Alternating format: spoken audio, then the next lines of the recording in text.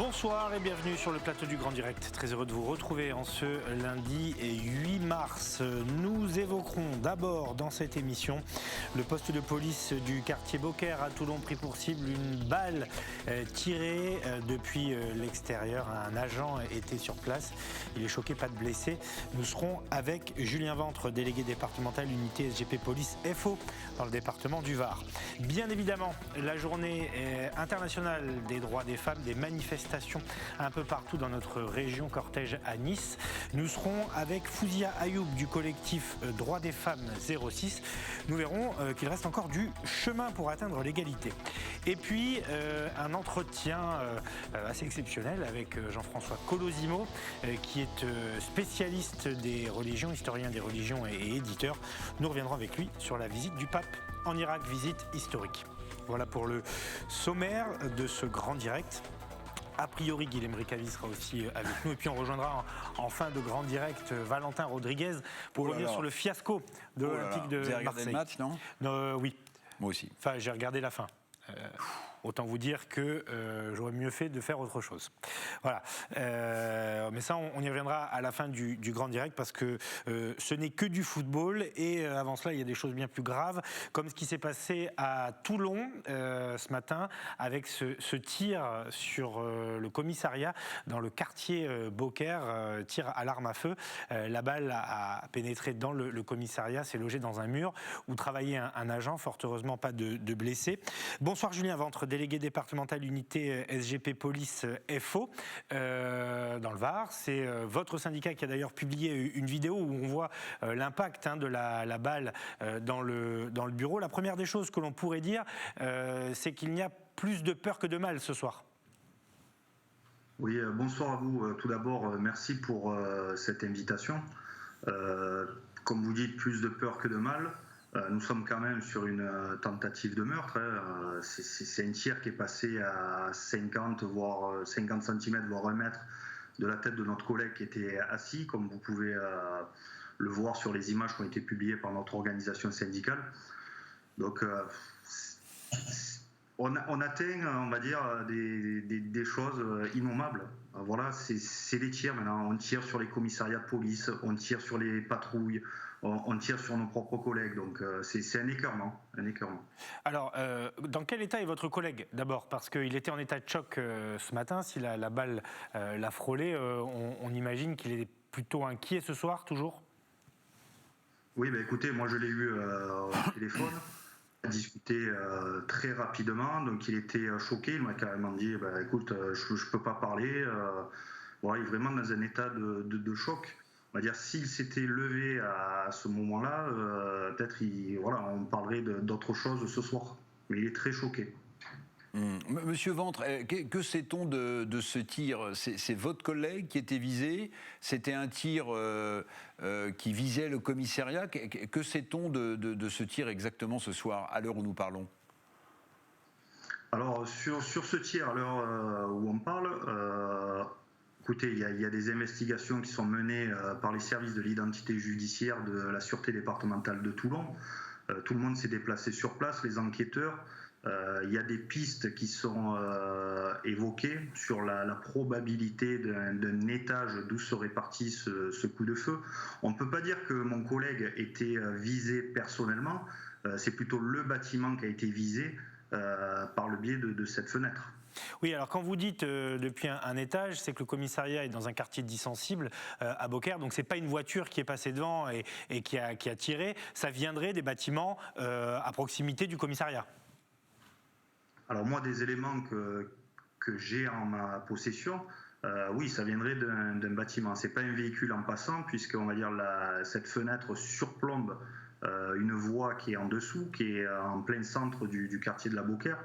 Donc, vu la projection qui est dans ces locaux, on ne peut pas dire que ça vient du contrebas. Comment ça va se passer pour les jours qui viennent ? Parce que ça peut créer un climat d'inquiétude, d'anxiété. Est-ce que la vigilance va être renforcée autour des commissariats toulonnais, par exemple ? Alors sur cet acte bien précis, on sait que les GSP, également la brigade spécialisée de terrain, les BAC, mènent de nombreuses actions sur les cités toulonnaises, sur ce secteur. Ce bureau de police est le seul qui est en plein centre d'une cité.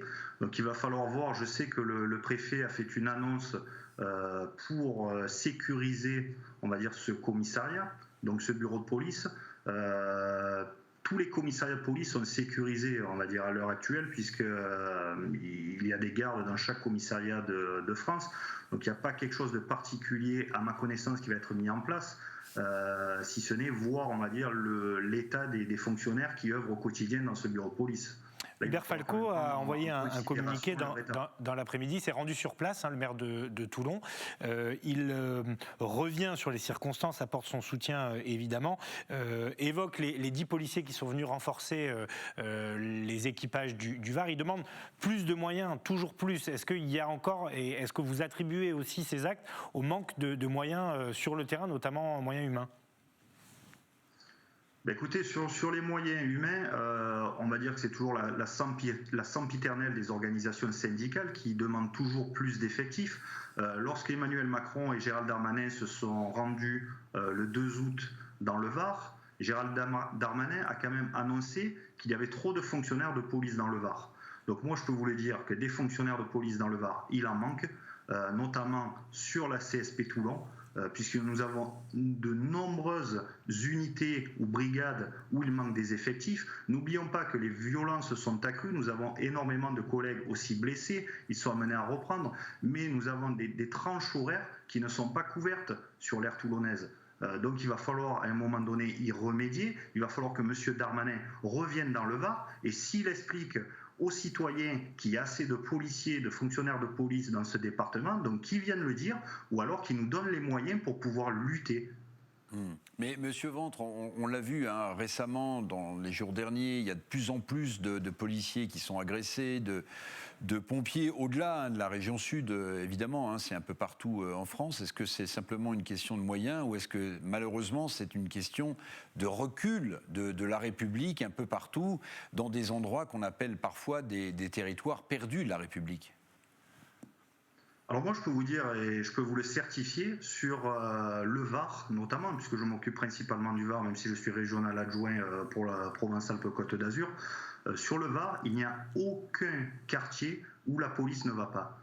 Sur l'aire toulonnaise, sur la Seine-sur-Mer, et j'oublie d'autres circonscriptions de police qui sont couvertes par la police nationale, je peux vous dire, toutes ces zones, il n'y a pas de zone de non-droit. Voilà, les policiers mènent des actions. Maintenant, il faut peut-être se poser la question sur les différentes politiques, mais bon, je ne suis pas là pour faire de la politique, mais posons-nous la question sur ce qui a été fait ou surtout pas fait depuis un certain nombre d'années.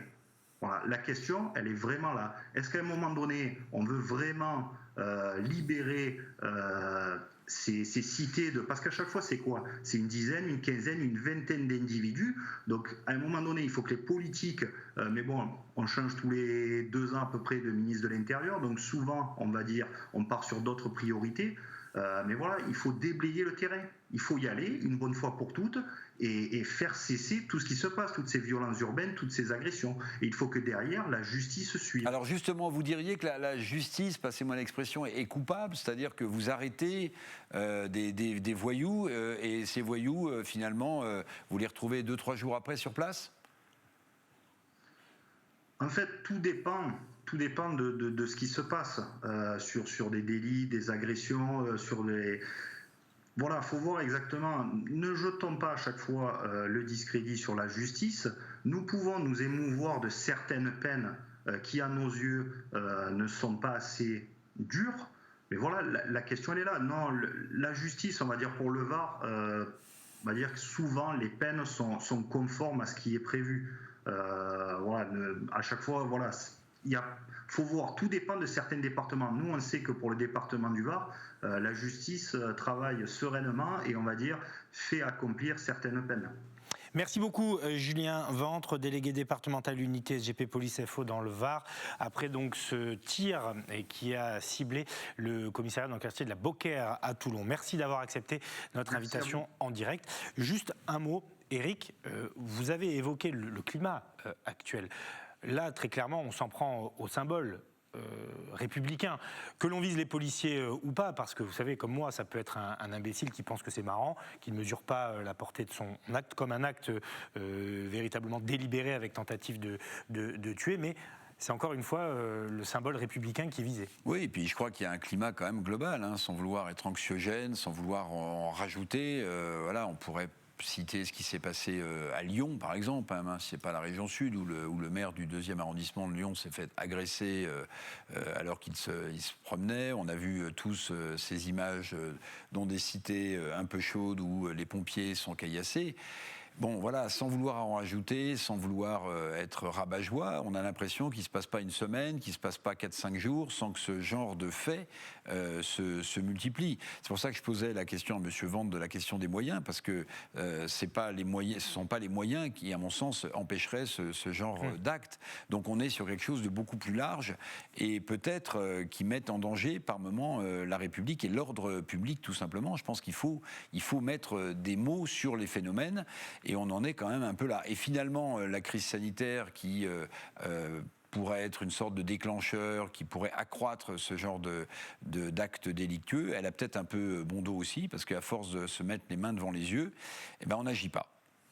Dans l'actualité de ce 8 mars, bien évidemment, la journée internationale des droits des femmes, avec des manifestations un petit peu partout dans notre région. Alors pas uniquement des manifestations dans la rue, hein, des expositions photos, une auberge que vous découvrirez dans quelques instants qui est transformée pour accueillir des femmes en situation d'isolement. Mais d'abord, je vous emmène à Nice, au cœur du cortège cet après-midi, parce que, eh bien, à partir de la mi-journée, les femmes du département, comme de la France entière, étaient appelées à faire grève. Les explications de Marie Justo.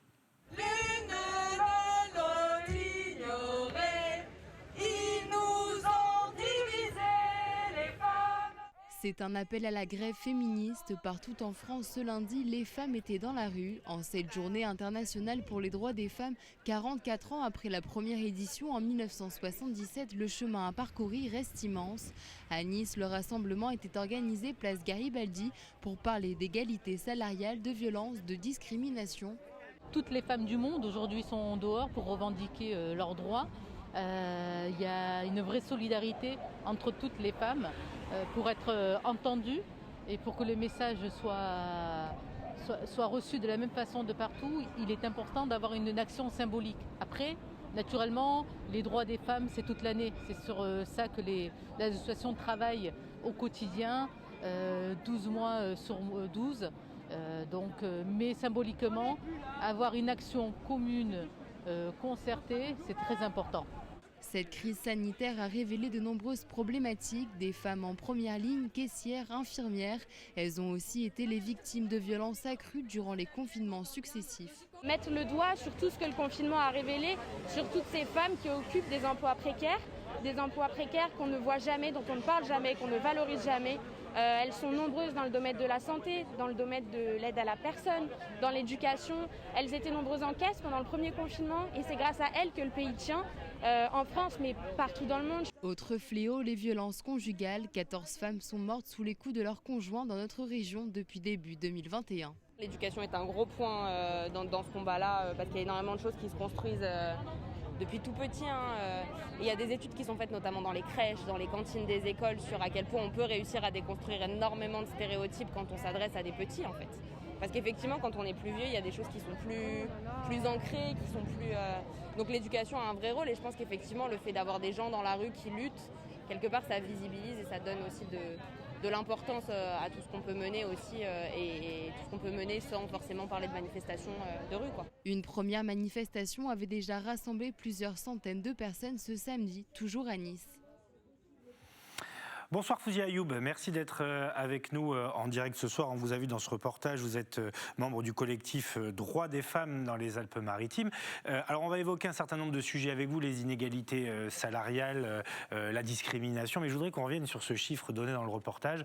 Déjà 14 victimes depuis le début de l'année dans notre région, des femmes victimes de leurs conjoints. C'est un fléau dont on n'arrive pas à se débarrasser, malgré les campagnes de sensibilisation, malgré le durcissement des peines pénales, et le confinement n'a rien arrangé. Oui, tout à fait. Alors, l'année dernière, je crois de mémoire que c'était 120 personnes qui étaient victimes de femmes qui étaient tombées sous le coup de leur conjoint, qui sont décédées. Et on se rappelle tous, et je suppose que vous en souvenez aussi, la centième victime, elle habitait ici, pas très loin, elle habitait à Cannes-sur-Mer. Oui, on se rappelle de cette sordide affaire. Mais du coup, j'ai l'impression qu'on avance quand même peu sur cette problématique. Alors oui, prévenir les violences, c'est toujours très, très difficile. C'est pour ça que le 3919, qui est très important, et il fallait qu'il reste un service public, parce que vous vous souvenez qu'à un moment, il était question de le mettre en concurrence et de passer par un appel d'offres. Plusieurs associations et des partis aussi se sont battus pour que le 3919 reste ce service public. C'est un numéro d'urgence que les femmes appellent, et à 98%, ce sont à chaque fois des femmes qui appellent. Ça, il faut le savoir. Alors pour aborder un sujet moins dramatique mais tout aussi crucial, Madame Ayoub, on l'a vu dans ce sujet, la question des rémunérations dans l'entreprise est une question quand même aussi centrale. Il faut rappeler que ce n'est qu'à partir de 1946 que les femmes ont eu le droit de voter. C'est un peu plus tard qu'elles ont eu le droit d'avoir un compte chèque séparé de leur mari. Avant, elles n'avaient pas le droit. Les rémunérations ont l'air... Pardonnez-moi, l'écart est encore important, à diplôme égal, à poste équivalent, entre 20 et 25% au détriment des femmes. Mais une étude ce matin du ministère du Travail révélait que cet écart était en train de se resserrer. Il y a quand même des choses qui vont dans le bon sens. Alors, effectivement, les femmes en moyenne, pour donner une moyenne et un chiffre qui parle, les femmes perçoivent 23% de moins que les hommes. C'est encore trop important de toute façon, et on se rend compte que plus on passe sur des salaires hauts, donc sur des postes de cadre, et plus l'écart devient grand. Naturellement, sur les postes qui concernent par exemple les employés, l'écart est moindre, mais parce que ce sont de ces postes-là qu'on trouve le plus de femmes. Par exemple, les caissières, les secrétaires, les aides-soignantes. Donc l'écart n'est pas très important. D'où l'importance donc que les femmes accèdent à des postes à responsabilité, et là il y a un plafond de verre à faire éclater. Alors même si, comme vous le disiez, ça s'améliore, il y a encore beaucoup de travail, parce que c'est chez les cadres et chez les hauts dirigeants que les différences sont les plus importantes. Ça, ce sont des statistiques Alors justement, à propos de postes à responsabilité, voire à très haute responsabilité pour les femmes, est-ce que vous avez vu cette initiative dans le journal du dimanche, une tribune co-signée par des gens aussi importants dans le business en France que Bernard Arnault, le patron d'LVMH, ou Antoine Frérot, le patron de Veolia, qui se fixe comme objectif en 2027-2030 d'avoir un minimum de 30% de femmes dans les postes à 10% les plus haut dans la hiérarchie des entreprises. Est-ce que ce type d'objectif, de tribune, pour vous, c'est de la communication, ou bien ça va avoir des effets réels à terme ? Bon, déjà, poser la question et se donner cet objectif-là, c'est bien la preuve qu'il y a un problème. Donc déjà, puisque ce sont des hommes qui se sont le plus exprimés sur la question, reconnaissent qu'il y a une différence salariale, des différences en termes de rémunération sur ces postes-là. Après, se donner des objectifs, c'est très bien, mais je serais très curieuse de savoir quels sont les moyens qu'on se donne pour parvenir à ces objectifs. C'est ça qui est intéressant, plus que l'objectif en lui-même, qui peut malheureusement être un effet de communication, une bonne volonté. Moi, je veux savoir quel objectif précisément et dans quel calendrier, et comment on le mesure, et est-ce que ces résultats seront divulgués au grand public, parce que ça, c'est important aussi. Qu'est-ce que vous pensez globalement des politiques publiques qui sont menées à la fois par le gouvernement mais aussi par les municipalités ? Vous êtes niçoise, il y a une délégation à l'égalité et aux droits des femmes depuis de nombreuses années. Est-ce que les choses sur le côté politique de l'affaire vont assez vite ? En tant que femme, je vous dirais que malheureusement ça ne va jamais assez vite, et que si on continue aujourd'hui encore de se battre, c'est que ça avance malheureusement encore très lentement. Il y a des propositions beaucoup plus concrètes qu'on pourrait faire, que ce soit au niveau municipal, mais aussi au niveau national. Et par exemple, si on prend l'idée que Olivier Faure aujourd'hui, dont a parlé Olivier Faure concernant le congé paternité, qui va dans le bon sens, ce sont des choses qui pourront faire évoluer et les mentalités et la place que les femmes vont prendre de plus en plus dans les entreprises, par exemple. Alors, en quoi ça consiste ? Il s'agit de rendre le congé paternité obligatoire pour tous les hommes, de façon à ce qu'ils puissent être assumés au même titre que les femmes assument leur rôle de mère après un accouchement. Les hommes assumeraient aussi leur rôle de père. Oui. En fait, ce que souhaite Olivier Faure, le premier secrétaire du Parti socialiste, c'est un congé parental de 9 semaines pour les deux parents, en fait. Alors, la commission a parlé de 9 semaines parce que c'est monsieur Cyril, alors j'ai oublié son nom, Cyrulnik qui en a parlé. Boris Cyrulnik. C'est ce qui est préconisé. Ça peut être encore discuté, mais ce que ça va changer dans les mentalités, c'est que les femmes, comme les hommes, seront absents pendant 9 semaines. Et donc, ce ne sera plus un frein. Même au niveau des recrutements, on ne dira plus « Ah ben on ne va pas recruter cette candidate » ou « On va recruter ce candidat plutôt que cette candidate parce que lui au moins il ne sera pas absent après l'accouchement ». Oui, c'est ça.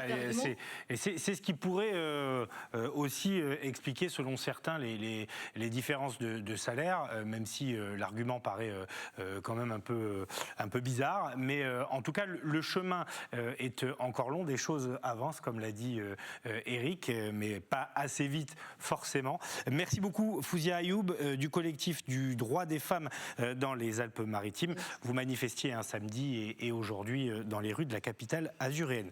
Éric, je vous emmène à Marseille maintenant, toujours sur cette thématique, parce qu'une auberge de jeunesse fermée en raison de la crise sanitaire est reconvertie depuis peu en maison d'accueil pour les femmes isolées. Le reportage est signé Manon Mujika. Elle rouvre ses portes en pleine crise sanitaire. Cette auberge de jeunesse, située dans le 8e arrondissement de Marseille, était vacante depuis le mois de novembre. Du gâchis pour Yes We Camp. L'association investit le lieu temporairement et le transforme en centre d'hébergement d'urgence. Dans une auberge de jeunesse, il y a des chambres qui sont déjà en état, fonctionnelles. On a une cuisine professionnelle, on a un grand jardin. Donc la qualité du lieu nous a beaucoup plu. Le lieu est très beau, à 200 mètres des plages. On s'est dit que c'était un lieu qui permettait l'émancipation, qui permettait de se sentir bien. Au total, 2000 mètres carrés, des chambres individuelles, mais aussi des espaces communs. Dès le 10 mars, 60 femmes, avec ou sans enfants, seront accompagnées vers l'autonomie. Le projet, co-construit par 7 associations, repose sur un fonctionnement alternatif. Par exemple la cuisine ou encore la garderie d'enfants, donc partager les responsabilités de manière à permettre aux gens de développer des savoir-être, des savoir-faire. Et de les mutualiser au sein du lieu. Ça va être aussi la possibilité de proposer des activités, puisque quand on parle d'insertion et de décloisonnement, il s'agit non pas seulement de viser les besoins de première nécessité, mais aussi d'accéder à une ouverture à l'autre, avec un grand A, à l'extérieur. Face à l'urgence, le centre a vu le jour en moins de 4 mois, notamment sous l'impulsion de la mairie, propriétaire du lieu. C'est elle qui a pris en charge les travaux de remise en état, elle aussi qui s'acquittera du loyer mensuel, environ 20 000 €. Aujourd'hui, les capacités d'accueil à Marseille sont extrêmement faibles et sont ultra majoritairement réservées aux hommes.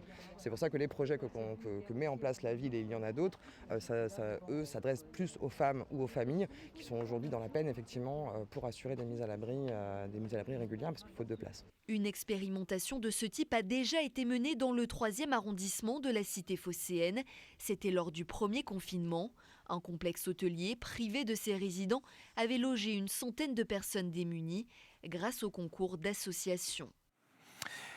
Éric, votre édito du jour concerne les femmes. Oui, sur les femmes, parce que il y a beaucoup à faire encore pour réduire les écarts entre les hommes et les femmes, mais il y a un domaine, mon cher Nicolas, dans lequel nous sommes champions du monde. champion du monde depuis la loi Copé-Zimmermann de 2011 qui fléchait les postes de femmes administratrices dans les conseils d'administration. Alors, le SBF 120, ce sont les plus grosses entreprises françaises, les 120 plus grosses entreprises françaises qui englobent le CAC 40. Eh bien, nous sommes champions du monde en matière de représentativité des femmes au sein de ces conseils d'administration, puisque nous affichons un taux de 44% de sièges administratrices qui sont donc détenues par des femmes depuis cette fameuse loi Copé-Zimmermann qui a été mise en place en 2011. On est champion du monde devant la Norvège, mais aussi devant l'Italie. Et on se rend compte que sans loi contraignante pour absorber ces différences entre hommes et femmes sur la question là des conseils d'administration, il ne se passe rien dans les pays. Par exemple, vous prenez l'Espagne ou la Suisse. Il n'y a pas une mise en place de loi pour contraindre les femmes à avoir leur place dans les conseils d'administration. Résultat, en Suisse, 80% des administrateurs sont des hommes et en Espagne, seulement 20% des femmes sont administratrices. Alors, on se dit, il faut faire passer des lois pour obliger à une évolution favorable aux femmes. Le problème, c'est que d'autres associations de femmes disent attention, et c'est peut-être le bémol qu'on peut mettre à ce type de loi, attention, il ne faut pas instituer partout dans tous les domaines des quotas parce que les femmes voudraient être promues pour leurs compétences et non pas parce qu'il y a une obligation légale. Vous voyez la différence. Et donc c'est tout le débat qu'il peut y avoir dans des démocraties, c'est faut-il faire passer des lois pour contraindre à réduire ces écarts entre hommes et femmes, ou bien faut-il laisser naturellement la pente et les hommes laisser de la place aux femmes? C'est une question qu'on peut se poser ce soir. Voilà pourquoi je rappelais tout à l'heure à Mme Yaoub cet objectif mis en place par des grands patrons du CAC 40 qui disent d'ici 2030, 30% des postes les plus importants dans les directions et dans les comités exécutifs devront être détenus par des femmes. En ce lundi 8 mars, c'était le jour de la rentrée scolaire également pour les enfants de notre région et le démarrage de la campagne des tests salivaires. 25 écoles choisies dans le Var, 25 écoles choisies dans les Alpes-Maritimes, dont l'école Mantega à Nice où s'est rendue Claudia Olivier. Ce matin, Elia et ses camarades de classe sont les premiers à bénéficier de tests salivaires à l'école. Quand on crache le truc, c'est comme si c'était quelque chose qui n'était pas bon et qu'on le recrache. C'est plus facile. C'est comme si tu faisais une bulle et qu'en fait tu voulais plus te mettre à la poubelle, mais tu le craches tout doucement comme si c'était un long fil. Ces tests sont réalisés sur la base du volontariat. 60% des parents des enfants de l'école Mantega ont donné leur accord. Un protocole moins intrusif et plus simple à réaliser. Les prélèvements sont effectués par des médiateurs lutte anti-Covid, infirmiers, étudiants en médecine. C'est beaucoup moins invasif, c'est relativement facile. On arrive facilement à avoir un volume suffisant. Quelques enfants ont un petit blocage, donc on va voir un petit peu comment ça se passe. Et ensuite, les échantillons sont traités au laboratoire où on procède à une dilution de la salive pour pouvoir après réaliser un test PCR classique. 6000 tests vont être effectués dans une cinquantaine d'écoles des Alpes-Maritimes et du Var cette semaine, 10 000 la semaine suivante. 1700 médiateurs Covid sont mobilisés. Les résultats permettront également d'alimenter une grande étude nationale. À l'échelle nationale, il nous a été demandé de définir un panel de 10 écoles et établissements par académie. Le but est d'avoir un référentiel d'information autour de l'épidémie et de la circulation virale qui ne change pas dans le temps.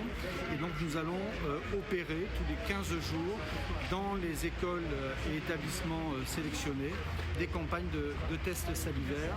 Assurer la sécurité du personnel et des élèves, casser la chaîne de transmission pour garder les écoles ouvertes sont les objectifs de cette campagne. La victoire contre le virus, ça passe par la vaccination, ça passe par la prise en charge en matière de soins et ça passe par des dépistages pour tout le monde. Le virus circule aussi à travers les enfants qui le ramènent à la maison. Et comme c'était jusqu'à présent la seule catégorie pour des raisons invasives qui ne se voyait pas pratiquer les tests, eh bien, depuis cette rentrée scolaire, l'organisation que nous mettons en place va nous permettre de franchir une étape de plus pour protéger nos concitoyens. Une nouvelle étape dans la lutte contre la Covid-19. Le Premier ministre a annoncé fin février un objectif de 300 000 tests salivaires par semaine dans toutes les écoles de France, atteignable autour du 15 mars. Et avant de regarder un deuxième sujet consacré au dépistage. Cette information, ce matin, à Nice, des chercheurs ont développé un test qui permettrait de déceler, avant qu'elles ne se développent, les formes graves. Alors, conglomérat de scientifiques, évidemment, qui travaillent sur le sujet, et qui s'intéressent à un complexe protéinique. Je vais faire simple, et en gros, cette défaillance permettrait de dire à l'avance si on va développer ou pas une forme grave. C'est-à-dire demain, dans le journal, on en parlera probablement avec Denis Carreau qui sera avec nous demain, mais voilà, ça aussi, ça fait partie des armes qui sont intéressantes. Il faut croiser les doigts pour espérer que ce test puisse aller au bout et puisse déceler ces formes graves. Que ça soit validé. Mais en voyant le sujet, je me faisais la réflexion, il va peut-être falloir aussi faire quelques formations à nos enfants, à nos chères têtes blondes, pour bien apprendre à cracher dans le flacon, parce que c'est pas, alors évidemment c'est beaucoup moins intrusif que le fameux test PCR, mais je pense que au démarrage, les soignants qui ont procédé à ces tests devaient un petit peu se reculer, parce que c'est pas si évident que ça de cracher au bon endroit et d'avoir la salive suffisante pour pouvoir faire ce test. Ça, c'est un vrai sujet, je pense. Claudia Olivier, qui a réalisé ce sujet, me disait qu'effectivement il y a eu quelques petits, pas accidents, mais bon voilà, que c'était pas la manipulation la plus simple. En tout cas, ces tests se déploient, des objectifs sont là et très clairs. 50 écoles dans l'académie de Nice. À la gare de Nice, il y a également un nouveau dispositif qui a fait son apparition. C'est une sorte de box, c'est même pas une sorte, c'est une box de tests gratuite à disposition des passagers. C'est Alexis Ricard qui vous dit tout. Sur le parvis de la gare de Nice, cette box est équipée pour dépister la Covid-19.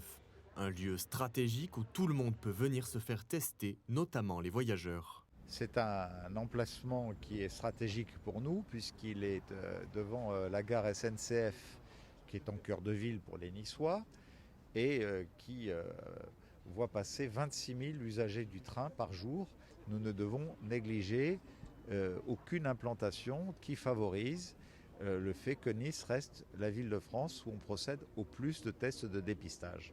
La capacité de dépistage d'une box comme celle-ci atteint les 100 personnes par jour. En France, 6 gares sont ainsi équipées. Je viens me faire tester pour la deuxième fois, parce que j'ai été testé mercredi dernier, et pour pouvoir retourner travailler. À l'intérieur, une tablette permet de renseigner en différentes langues les informations nécessaires au suivi du dossier.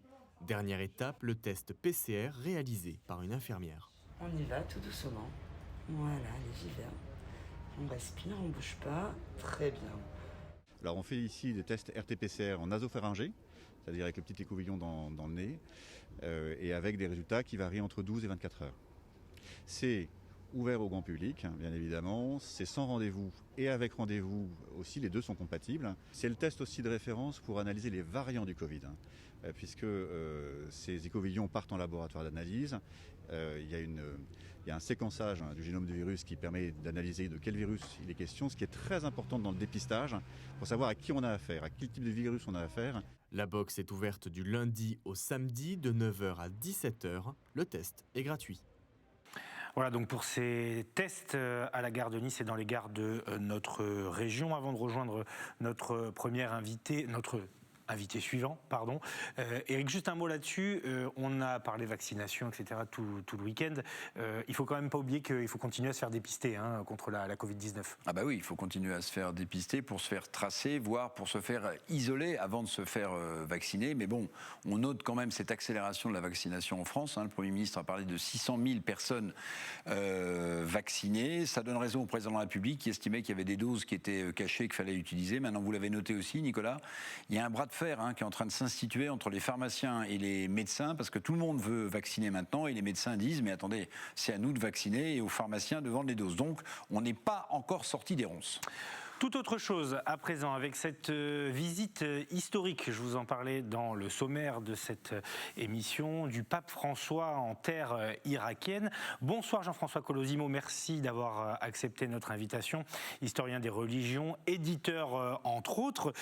Alors, pardonnez ces questions de béotien, mais est-ce que vous pouvez nous recontextualiser cette visite historique? Un chef d'État, parce que c'est aussi un chef d'État, qui se rend en Irak? Oui, visite spirituelle, mais surtout visite véritablement hautement politique, L'Irak, c'est le pays que les États-Unis ont choisi d'envahir en 2013 au nom de la guerre préemptive contre le terrorisme, une initiative qu'avait condamné le Vatican, le Saint-Siège. Donc le pape François s'inscrit complètement dans cette lignée. Cet Irak qui par la suite a vu naître Daesh, a vu naître l'État islamique, qui est devenu en fait notoire avec la persécution, le massacre et l'expulsion des chrétiens de Mossoul en 2014.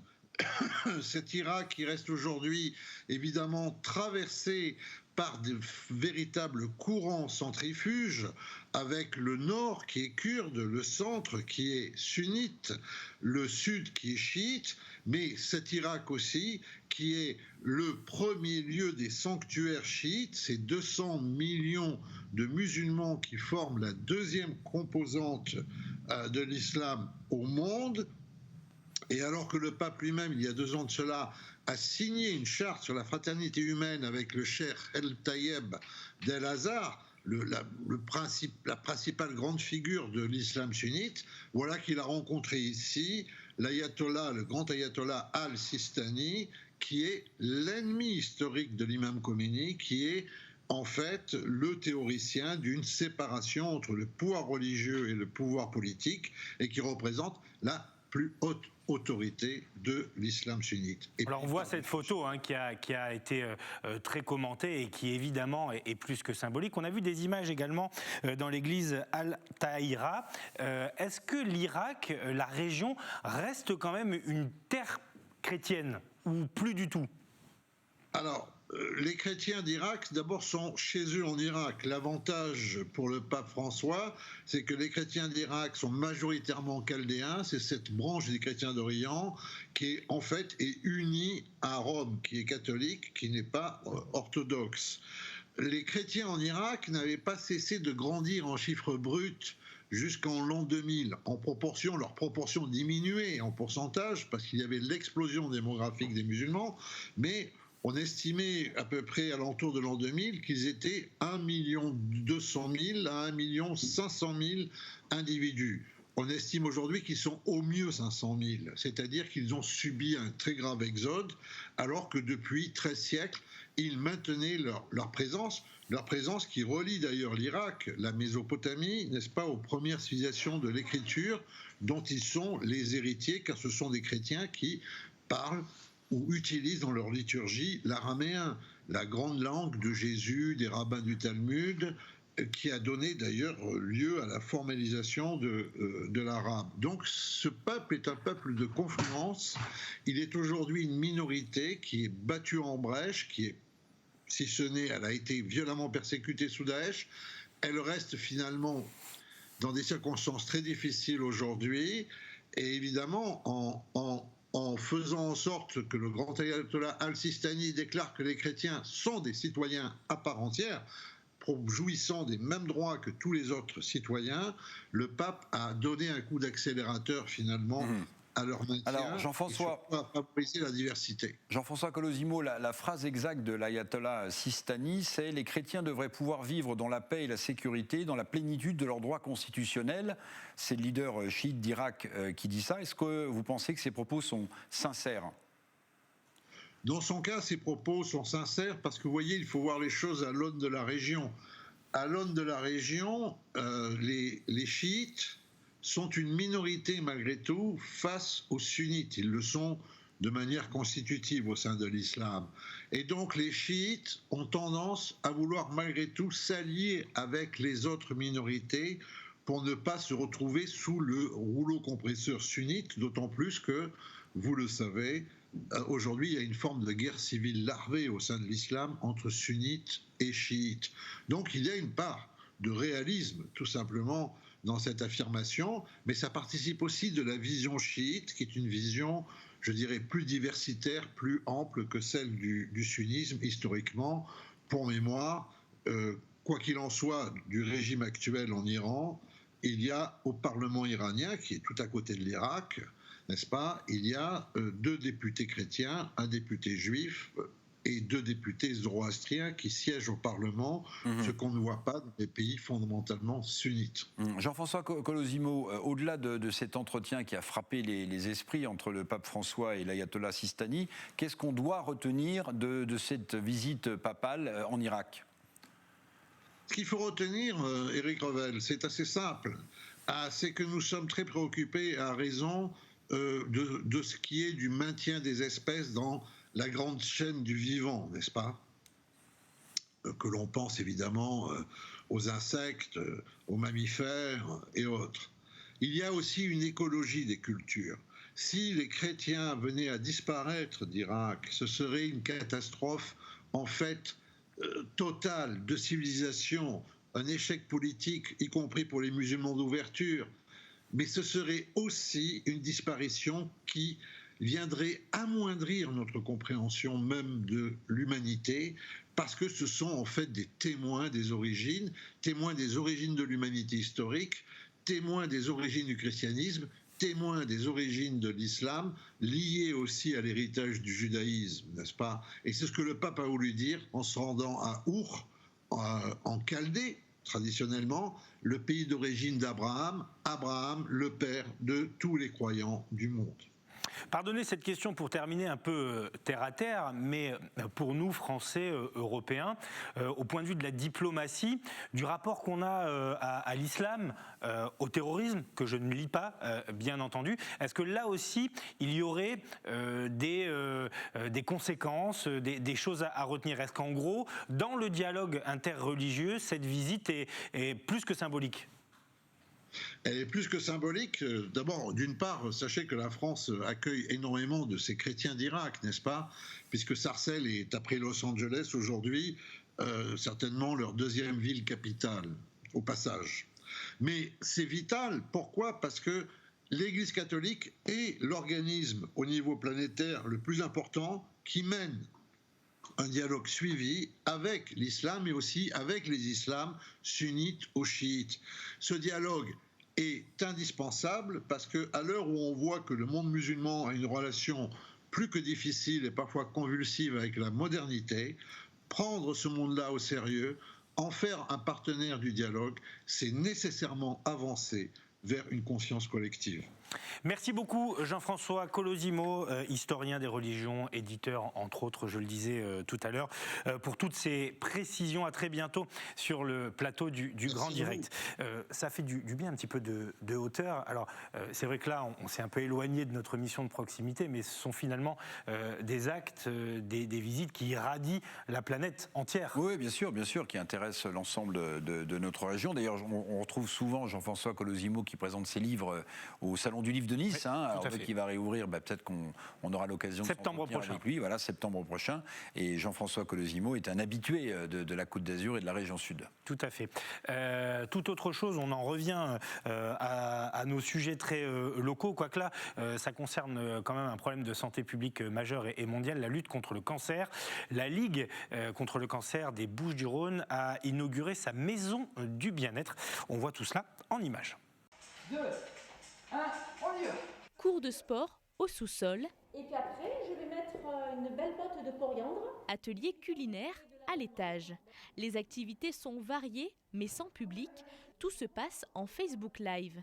Pour la journée des droits de la femme, la Ligue contre le cancer des Bouches-du-Rhône a organisé une journée spéciale pour maintenir le lien avec les patients. On a mis en place un programme totalement digital. Donc l'idée, c'était vraiment de garder un lien avec les malades en ce moment. L'occasion de présenter leur nouvelle maison bien-être. C'est ici que les patients seront accueillis toute la semaine pour profiter de toutes sortes d'activités. L'idée pour nous, c'est vraiment de présenter ma maison bien-être. Aussi, c'est vraiment de dire, on va pouvoir vous accueillir bientôt, on l'espère, et voilà ce qu'on va vous proposer. Donc c'est pour ça qu'on a mis en place 3 activités différentes qu'on mettra en place en physique quand on pourra. Donc oui, l'idée c'est vraiment de leur dire, vous nous accompagnez aujourd'hui et vous allez pouvoir voir tout ce qu'on peut faire ensemble. Installée dans le centre-ville de Marseille, dans le 1er arrondissement, la maison bien-être se veut être un lieu convivial, de partage et d'échange, accessible à tous. Les personnes qui viennent ou des milieux hospitaliers ou qui ne sont plus en traitement mais qui ont eu quand même un cancer dans le cadre des soins de support. Donc ça sera effectivement le soutien psychologique, les activités de sport, aussi tout ce qui est diététique au niveau de la cuisine, les soins bien-être avec une nouveauté qui n'existe pas ailleurs, c'est une cabine coiffure, puisque la problématique des soins capillaires, mais aussi se faire plaisir tout simplement, retrouver plaisir à se retrouver dans ce corps qui a été malmené par les traitements. Ici, un coiffeur viendra 2 fois par semaine pour chouchouter les patients. Des chefs cuisiniers animeront, comme Karine, des ateliers, yoga, cardio, conférences ou encore expositions temporaires. Toute une programmation chaque semaine dans le but de rompre l'isolement. Un lieu où on a plaisir aussi tout simplement à venir rencontrer d'autres personnes, à boire un café, à discuter, à regarder un bouquin, à participer à des conférences, parce qu'effectivement la maladie isole, d'autant plus cette année avec cette problématique de Covid. Le week-end, la maison bien-être sera également ouverte au grand public dans le cadre de la prévention. Des soins socio-esthétiques seront également proposés par une esthéticienne spécialisée, des soins adaptés à la pathologie de la personne. La maison bien-être de la Ligue contre le cancer espère accueillir le public d'ici le mois de mai. Voilà pour donc cette maison ouverte par la Ligue contre le cancer. Très belle initiative. Ouais, et ça marche bien. C'est déployé aussi dans les Alpes-Maritimes et les résultats sont prodigieux quand on aborde la maladie par le prisme de la santé physique et mentale. On obtient des résultats qui sont impressionnants. Autre problème de santé publique, c'est l'accidentologie. On arrive au beau jour, il commence à faire bon dans notre région. Et vous le savez, dans les Alpes-Maritimes, les Bouches-du-Rhône ou le Var, l'un des fléaux, ce sont les accidents de 2 roues. Eh bien, les adolescents et collégiens d'Aix-en-Provence ont été sensibilisés aujourd'hui à cette pratique pour être des citoyens sur la route. Valentin Rodriguez. Vas-y, tu mets le contact, tourne la clé, elle est dessus, voilà. Et on démarre la moto. Voilà. Sensibiliser les usagers de demain. C'est l'objectif de cette piste d'éducation routière. Différents ateliers sur les bases de la conduite d'un 2 roues sur une quinzaine de machines avec un seul et même but, attirer l'attention des jeunes à la conduite de 2 roues motorisées et aux risques routiers en général. Le principe ici, c'est de mettre en application des choses. Au lieu d'avoir un simulateur pour sensibiliser les jeunes à la conduite, là on met en action quelque chose de dynamique, avec des vraies motos, donc de 50 ou 125 cm3 qui sont mis à disposition par une dizaine de marques qui nous prêtent des machines à l'année. Et donc le cursus va leur faire tester du doigt en fait, la conduite en sécurité. Les premiers tours de roue avec un moniteur qui sera avec eux sur une moto à double commande. Voilà, une possibilité de conduire seul. Et là c'est vraiment quelque chose, ils vont toucher du doigt la spécificité de la conduite. On va leur faire prendre conscience que déjà la conduite d'un 2 roues c'est assez difficile au départ à appréhender puisqu'on utilise les 2 pieds et les 2 mains. Mais en plus qu'il faut faire attention à tout son environnement. 30 élèves de 3e ont participé à cette opération organisée par le ministère de l'Intérieur et l'association Assurance Prévention. Une découverte pour la majorité d'entre eux. C'était une journée assez intéressante. C'était la première fois que je faisais de la moto ou du scooter. J'ai appris pas mal de comment manœuvrer, comment tout simplement conduire avec une moto. Au début c'était assez stressant, c'était compliqué, mais avec le scooter ça allait mieux. Et il faut quand même avoir une certaine confiance pour pouvoir essayer de manœuvrer seul.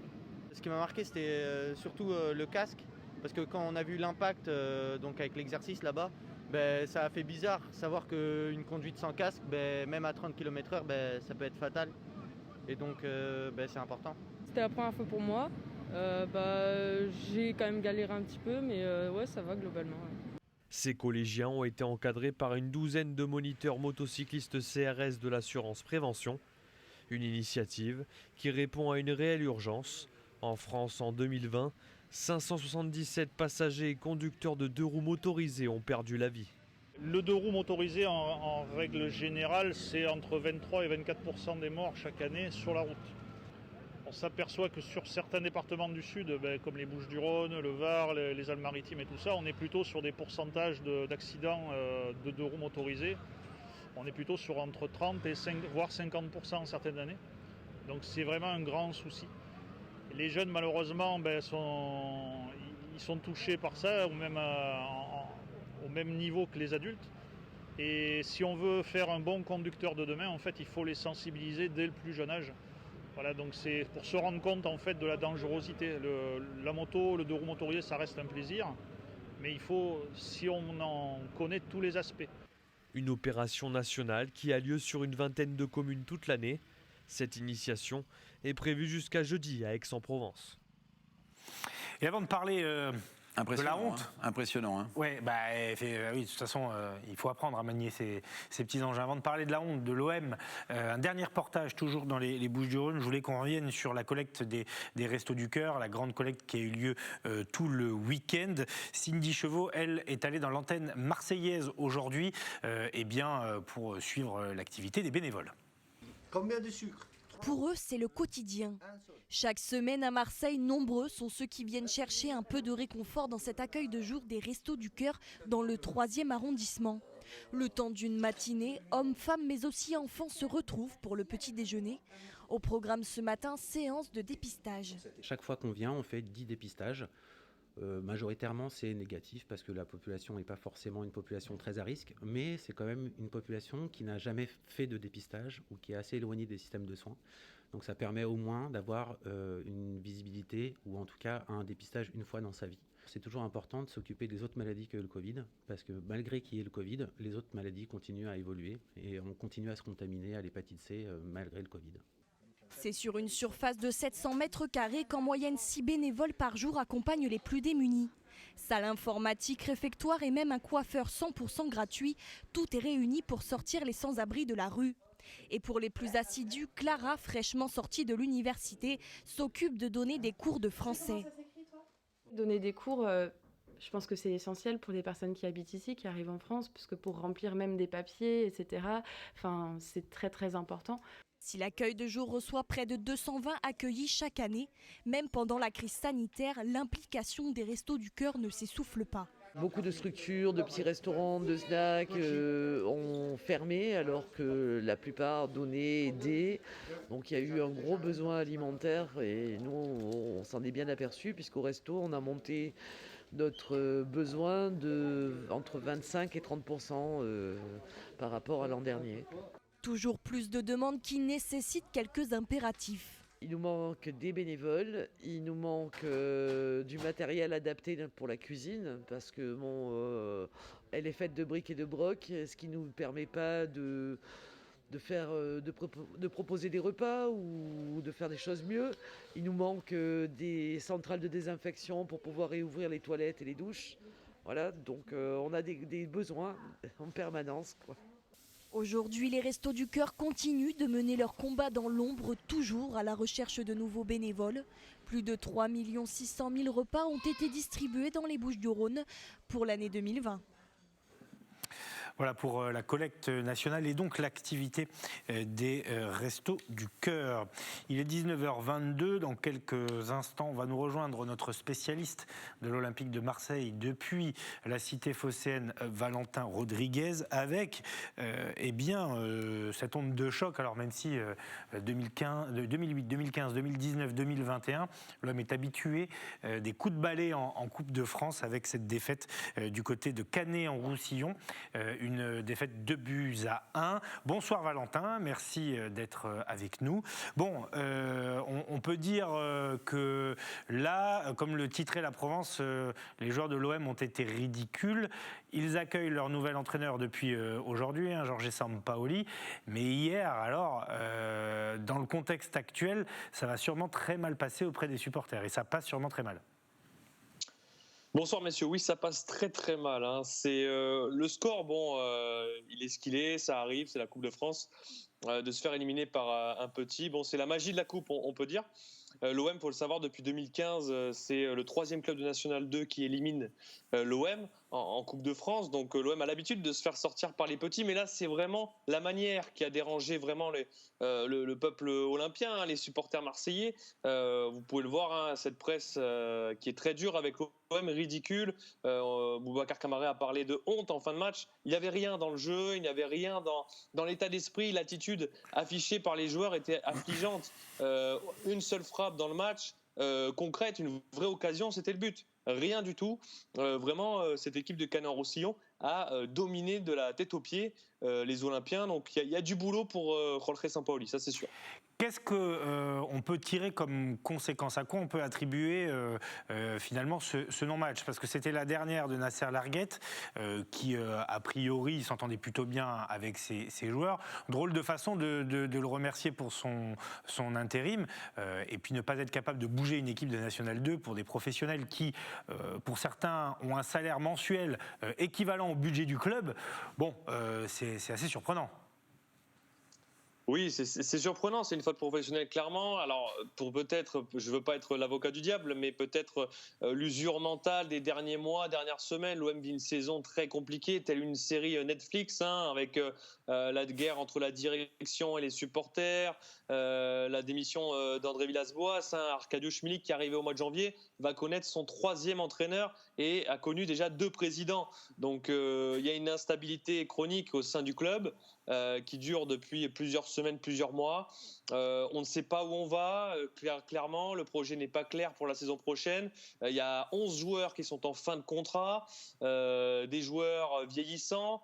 Oui, c'est vrai qu'il y a beaucoup de joueurs qui ne savent pas où ils vont aller avec ce club. Donc, je pense que voilà, les têtes ne sont pas forcément concentrées sur le terrain. Mais Valentin, soyons un petit peu plus peut-être sévères quand même. Bon, d'abord, Nasser Larguette méritait à mon avis pas ça, parce qu'il a pris ce collectif en état de déshérence. Bon, il a fait des matchs nuls, il a gagné quelques matchs. Bon, il méritait à mon avis pas ça. Il a pris 7 points sur 21 possibles. Bon, c'est pas fantastique, c'est pas énorme, mais enfin, bon, il n'a pas d'expérience. Pour moi, il méritait pas ça. Bon, c'est un formateur, c'est pas un coach, mais bon, il méritait pas ça. Mais pardon, quand vous êtes l'OM, que vous ne jouez plus a priori de place en Champions League. Aujourd'hui, l'OM, ils sont quoi? Ils sont 8e, 7e, 8e, je ne sais plus. Mais vous vous concentrez sur la Coupe de France pour essayer d'arracher une place en Europa League. Donc c'est inexcusable. Vous parlez de faute professionnelle, mais ça va au-delà. Quand on regarde le match, qui a été mon cas, on a l'impression que les joueurs du Canet-en-Roussillon, Canet-en-Roussillon, Perpignan, ils couraient à 12 à l'heure, si vous voulez. Quand on voyait les joueurs de l'OM à côté, on avait l'impression que c'était des fusées. Ils n'ont pas été capables de renverser la vapeur. Mais c'est dramatique quand même. Oui, c'est dramatique. Clairement, c'est l'une des pires de l'histoire du club. Je pense que c'est l'une des pires éliminations de l'histoire du club. Là, clairement, oui. Le terme de la Provence est pour moi très gentil. Il n'y a rien eu dans le match, hormis une occasion pour l'OM. Et on parle de l'Olympique de Marseille quand même. On ne parle pas d'un club lambda. C'est un club qui a gagné la Ligue des Champions. C'est un club qui a une certaine histoire. C'est très loin, certes. Mais voilà. Non, bien sûr. Et qui a été longtemps spécialiste de la Coupe. Mais alors attendez, juste en écho, moi, vous voyez, j'ai l'oreille droite là, qui est avec la défaite de l'OM, puis j'ai l'oreille gauche avec Franck McCourt qui expliquait il y a 3-4 jours qu'ils allaient gagner la Champions League. Non, mais il faut souhaiter que Canet-en-Roussillon soit en Champions League. C'est leur seule façon de prendre la revanche. Oui, peut-être qu'il s'est trompé de club, Franck McCourt, je ne sais pas. Mais c'est vrai qu'on est passé d'une drôle de semaine avec un propriétaire qui est venu 1 an après, voire plus, à Marseille pour dire aux supporters que l'OM va être compétitif pour la Ligue des Champions dans les prochaines années. Il n'a pas dit date, mais voilà, que l'OM voulait gagner la Ligue des Champions avec l'OM. Mais là, c'est vrai que ça se complique. On a du mal à voir le seul espoir positif pour les supporters marseillais, c'est vraiment Pablo Longoria qui semble connaître bien le football, contrairement à son prédécesseur Jacques-Henri Hérault. Et puis Jorge Sampaoli qui, on connaît son expérience, sa passion pour le foot. Et il est arrivé aujourd'hui, première séance dirigée, demain présentation. Voilà, en tout cas, une nouvelle ère commence. On espère qu'il n'avait pas Eurosport dans sa chambre d'hôtel hier soir pour voir le match, parce que sinon, il risque de repartir en Argentine. Oui, c'est sûr. Merci beaucoup Valentin. Demain vous nous reparlerez de Jorge Sampaoli puisque vous serez à sa présentation, sujet à découvrir dans le Grand Direct. Merci Valentin depuis Marseille, journaliste pour Provence Azur, suiveur de l'OM. Avant qu'on termine, 3 infos Covid, puisqu'on n'y est pas revenu durant cette émission. Plus de 13 000 vaccinations réalisées sur la métropole Nice-Côte d'Azur, là où le taux d'incidence est en train de reculer. Il est passé sous la barre des 500, donc c'est une bonne nouvelle. 2 week-ends de confinement. Alors, selon nos informations, la décision n'est pas encore prise. Eric, c'est vous qui allez nous dire. Christian Estrosi, lui, est plutôt favorable à ce qu'on ne reconfine pas le week-end prochain, mais le préfet des Alpes-Maritimes n'a pas encore tranché. Alors, il n'a pas encore tranché. Je voudrais quand même vous lire ce tweet de Jean Leonetti, le maire d'Antibes, qui dit « Je constate que plus aucun élu du 06 », donc il y inclut Christian Estrosi, ne propose un confinement le week-end prochain. L'efficacité limitée de la mesure associée à un coût social et économique majeur devrait conduire le préfet 06 et le gouvernement à y renoncer, dit Jean Leonetti dans un tweet ce soir. Donc peut-être que le week-end prochain, nous pourrons de nouveau vaquer à nos occupations. Tout à fait, pour ceux qui habitent dans les Alpes-Maritimes. Alors le taux d'incidence baisse. Donc ces élus diront certainement que le confinement a eu des effets positifs. Non, mais bon, après ça c'est une guerre de clochers qui est une guerre politique. Bon, dans ces cas-là, il fallait juste faire un confinement d'un week-end. Mais ça n'aura échappé à personne et à aucun des maralpins, surtout rassurez-vous. Et dernière chose, parce que c'est un indicateur important, l'Italie repasse en alerte rouge avec les écoles qui vont fermer de nouveau. Ils ont dépassé les 100 000 morts. Donc juste de l'autre côté de la frontière, la situation se corse de nouveau. C'est jamais très bon parce que ça avait commencé d'abord en Italie avant d'arriver en France. Merci Eric. Merci Nicolas. Merci à Sébastien Lyotard, Théo Sarfati, Ilan Dehé, Fabrice Justo, Philippe Caudet et Stéphanie Mossman, bien sûr. Bonne soirée à vous. Rendez-vous demain sur les antennes d'Azur TV.